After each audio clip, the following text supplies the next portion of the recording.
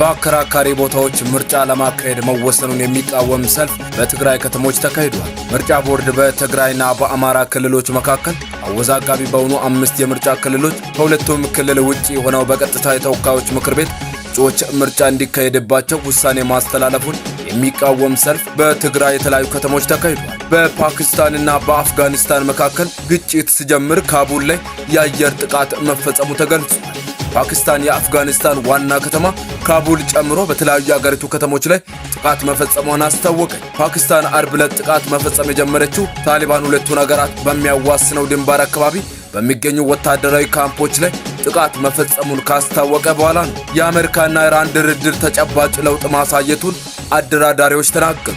የአሜሪካና የኢራን ባለስልጣናት በጄኔቫ ባካሄዱት ድርድር ተጨባጭ ለውጦች መታየታቸውን የኦማን የውጭ ጉዳይ ሚኒስቴር ተናገሩ። አደራዳሪው ጦርነትን የሚያስቀር ስምምነት የመድረሱ ዕድል ግን አሁንም ግልጽ አይደለም ብለዋል። ከኒውክሌር በተጨማሪ የኢራን የሚሳኤል ፕሮግራም ስጋት እንደሆነባት አሜሪካ ገለጸ።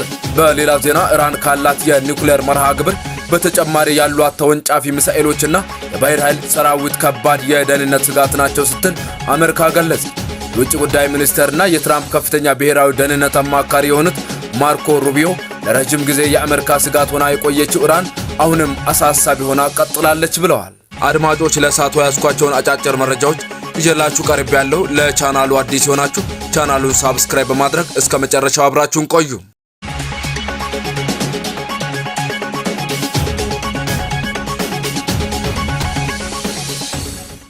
በቅድሚያም ምርጫ ቦርድ በትግራይና በአማራ ክልሎች መካከል አወዛጋቢ በሆኑ 5 የምርጫ ክልሎች ከሁለቱም ክልል ውጪ ሆነው በቀጥታ የተወካዮች ምክር ቤት እጩዎች ምርጫ እንዲካሄድባቸው ውሳኔ ማስተላለፉን የሚቃወም ሰልፍ በትግራይ የተለያዩ ከተሞች ተካሂዷል። የሁመራ፣ የአዲረመጽ፣ የጠለምት፣ የኮረም ኦፊላና የራያ አላማጣ የምርጫ ክልሎች ምርጫ እንዲካሄድባቸው የፌዴሬሽን ምክር ቤት ያስተላለፈውን ውሳኔ ብሔራዊ ምርጫ ቦርድ ሰኞ የካቲት 16 2018 ዓ.ም ነው። በትግራይ የክልል ከተሞች የተካሄደው የተቃውሞ ሰልፍን የተጠራው የክልሉ ጊዜያዊ አስተዳደር ፕሬዝዳንት ሌተናንት ጀነራል ታደሰ ወረደም፣ የህወሓት ሊቀመንበር ደብረጽዮን ገብረ ሚካኤል እንዲሁም የተቃዋሚ ፓርቲ ተወካዮች ንግግር አድርገዋል።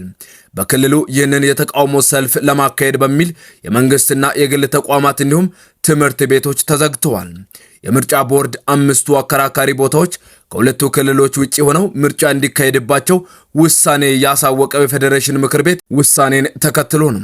በ5ቱ የምርጫ ክልሎች የሚደረገው የህዝብ ተወካዮች ምክር ቤት ምርጫ በቀጥታ እንዲሆንና ለክልል ምክር ቤት ምርጫ አመቺ ጊዜ ተመርጦ ወደፊት እንዲካሄድ በመጀመሪያ የወሰነው የፌዴሬሽን ምክር ቤት መሆኑን ቦርዱ በወቅቱ አስታውቆ ነበር።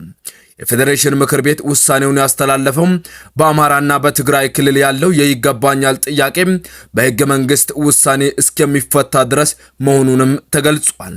የፌዴሬሽን ምክር ቤትና ምርጫ ቦርድ ባስተላለፏቸው ውሳኔዎች ላይ የማስተካከያ እርምጃ ካልተወሰደ በምርጫ እንደማይሳተፍ ያስጠነቀቀው ስምረት ፓርቲ ጉዳዩን ወደ ፍርድ ቤት በመውሰድ በጊዜያዊነት እንዲታገድ አድርጓል። የትግራይ ክልል ጊዜያዊ አስተዳደር ህወሓት፣ ዲሞክራሲያዊ ስምረት ትግራይ እና ሌሎችም በትግራይ የሚንቀሳቀሱ ፓርቲዎች ውሳኔውን ሲቃወሙ በአማራ ክልል በኩል ያሉ ፖለቲከኞች የምርጫ ቦርድ ውሳኔ ደግፈውታል። በሌላ ዜናም በፓኪስታንና በአፍጋኒስታን መካከል ግጭት ሲጀምር ካቡል ላይ የአየር ጥቃት መፈጸሙ ተሰምቷል። ፓኪስታን የአፍጋኒስታን ዋና ከተማ ካቡል ጨምሮ በተለያዩ የአገሪቱ ከተሞች ላይ ጥቃት መፈጸሟን አስታወቀች። ፓኪስታን አርብ ዕለት ጥቃት መፈጸም የጀመረችው ታሊባን ሁለቱን ሀገራት በሚያዋስነው ድንበር አካባቢ በሚገኙ ወታደራዊ ካምፖች ላይ ጥቃት መፈጸሙን ካስታወቀም በኋላ ነው።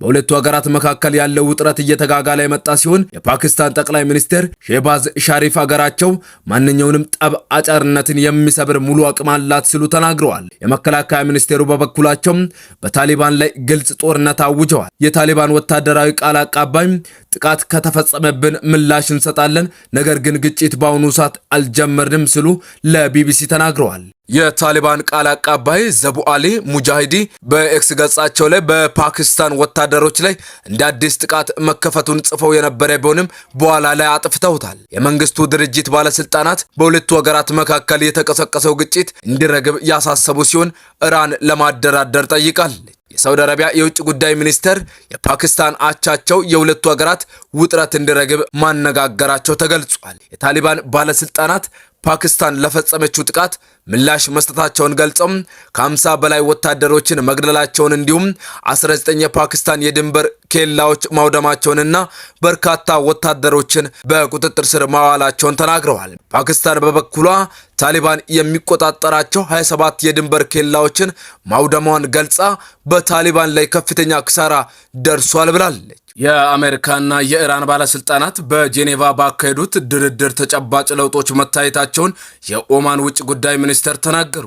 አደራዳሪው ጦርነት የሚያስቀር ስምምነት የመድረሱም እድል ግን አሁንም ግልጽ አይደለም ብለዋል። ሁለቱ ወገኖች ባደረጉት ቀጥተኛ ያልሆነ ውይይት አደራዳሪ የነበሩት የኦማን ውጭ ጉዳይ ሚኒስተር ባዲር አልቡሳዲ አሜሪካና ኢራን ከመሪዎቻቸው ጋር ከተመካከሩ በኋላ ንግግራቸውን በቅርቡ ለመቀጠል መወሰናቸውንና በሚቀጥለው ሳምንት በቪየና የቴክኒክ ጉዳዮች ላይ ውይይቶች እንደሚካሄዱ ተናግረዋል። የኢራን የውጭ ጉዳይ ሚኒስትር አባስ አርግቺ ጥሩ እድገት መታየቱን ተናግረው በአንዳንድ ጉዳዮች ላይ ስምምነት ቢኖርም በሌሎች ጉዳዮች ላይ ግን አሁንም ልዩነቶች መኖራቸውን ተናግረዋል።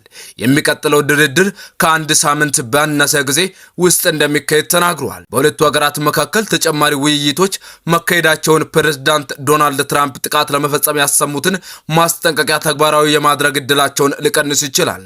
ትራምፕ እንደ አውሮፓውያኑ አቆጣጠር በ2003 አሜሪካ ኢራቅን ከወረረች ወዲህ በመካከለኛው ምስራቅ ትልቁን ወታደራዊ ኃይል እንዲሰማራ አዘዋል። ኢራን በበኩሏ ጥቃት የሚፈጸምባት ከሆነ ምላሽ እንደምትሰጥ አስጠንቅቃለች። አሜሪካና እስራኤል ለብዙ አስርት ዓመታት ኢራን በድብቅ የኒውክሌር ጦር መሳሪያ ለማምረት እየሞከረች ነው ሲሉ ሲከሱ ቆይተዋል። ኢራን ምንም እንኳን አገሪቱ ጦር መሳሪያ ለማምረት ብቁ የሆነ ዩራኒየምን ብታበለጽግም በተደጋጋሚ ይህንን አስተባብላም የኒውክሌር ፕሮግራሟ ለሰላማዊ ዓላማ ብቻ የሚውል እንደሆነ ትገልጻለች። የኢራን የመንግስት ሚዲያ እንደዘገበም ተደራዳሪዎቹ ኢራን ሰላማዊ የኒውክሌር ኃይል የመገንባት መብት እንዳላት አጥብቀው በመግለጽ አሜሪካን ዩራኒየም ሙሉ በሙሉ እንዳታበለጽግ ያቀረበችውን ጥያቄ ውድቅ አድርገዋል። ከዚህ ባሻገር 400 ኪሎ ግራም የበለጸገም የዩራኒየም ክምችት ከሀገሪቱ እንዲወጣ አሜሪካ ያቀረበችውን ጥያቄ ውድቅ ማድረጋቸውም መገናኛ ብዙሃኑ ዘግበዋል።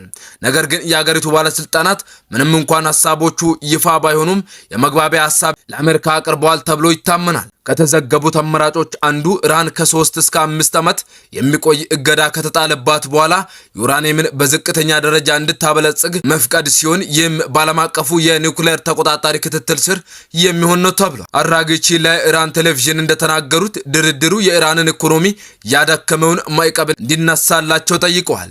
የአገዛዙ ተቃዋሚዎች ማንኛውም እፎይታ ለኢራን አብዮታዊ መሪ ስልጣንን የሚያራዝም ነው ሲሉ ይኮንናሉ። ሰላምና ጤና በያላችሁበት እየተመኘሁላችሁ ለዛሬው ያስኩት የሳቱ መረጃዎች የስከውኑ ናቸው። በቀጣይ በሌላ መረጃዎች እስከምንገናኝ ቸር ያቆየን። መልካም ጊዜ። ይህ ትኩስ ኢንተርቴይንመንት ነው።